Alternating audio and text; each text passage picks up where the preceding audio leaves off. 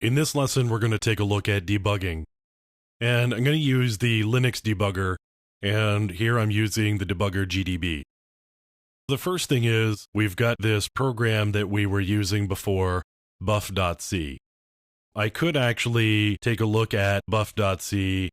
First of all, let's compile it here.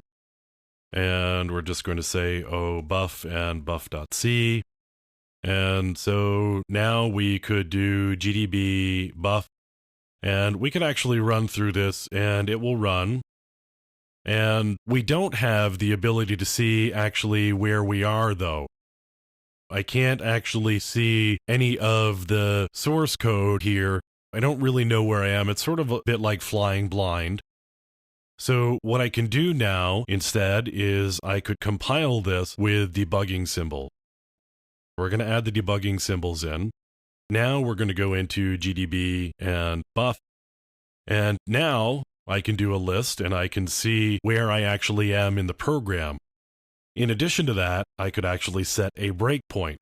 So what I want to do is I want to set a breakpoint on line 6, which is the very entry point of main.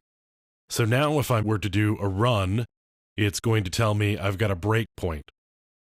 I want to do a step now, and it's printed this value out. You'll see actually that it skipped over these two declarations here because this is really the first executable line. This is actually where we broke. We skipped right over these because there's actually no processing involved here. We're going to get to an executable line and then it's going to break. That's actually where we did the breakpoint, was at the printf. I did a step and jumped into the next line, which is the scanf.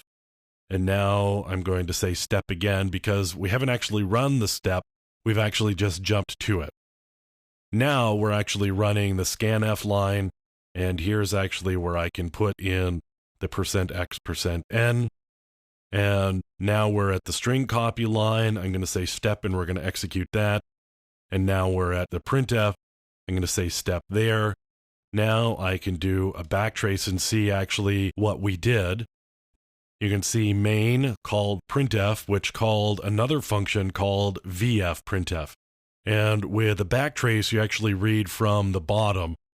The top, because it's a stack orientation, the top is the most recently called function, and then we run back until we get to the one that was least recently called. We can do all of those things. And that's with just a program that we can run.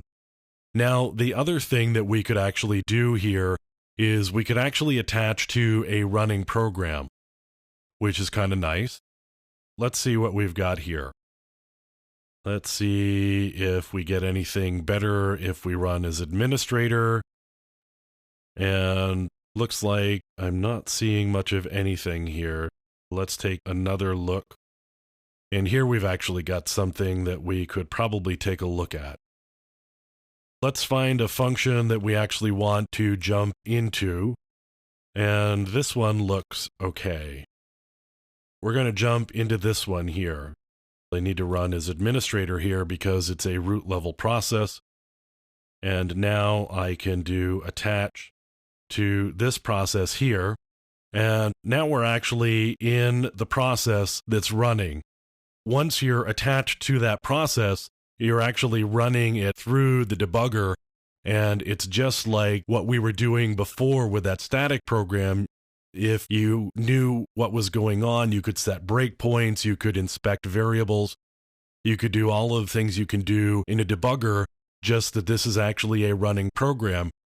And this really helps you if you were doing some reverse engineering, for example, on the Apache web server, or maybe on the Samba server, or something like that. You wanted to actually see what was going on with the service while you were doing some attacks with it, so that if there was a crash, you could actually see where the crash happened, you get the address and the function, be able to do a backtrace, all of those sorts of things.